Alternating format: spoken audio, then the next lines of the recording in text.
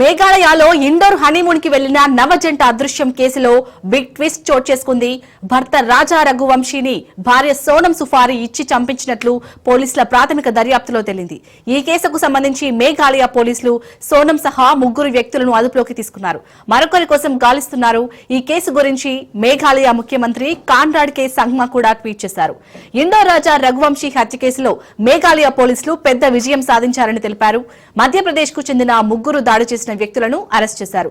మహిళ లొంగిపోయింది. మరొకరు దాడి చేసిన వ్యక్తిని పట్టుకునే ఆపరేషన్ ఇంకా కొనసాగుతుందని తెలిపారు. మేఘాలయ డీజీపీ ఇదాఫిషా నోంగురాంగ్ కూడా ఈ కేసుకు సంబంధించి కీలక వివరాలు వెల్లడించారు. ఇండోర్ రాజా రఘువంశీ హత్య కేసులో ఆయన భార్య సోనం సహా నలుగురిని అరెస్ట్ చేసినట్లు తెలిపారు. సోనంకు ఎటువంటి గాయాలు కాలేదు. అలాగే ఆమె పూర్తిగా క్షేమంగా ఉంది. ప్రస్తుతం పోలీసులు ఆమెను యూపీలోని గాజీపూర్లోని వన్ స్టాప్ సెంటర్లో ఉంచారని అన్నారు.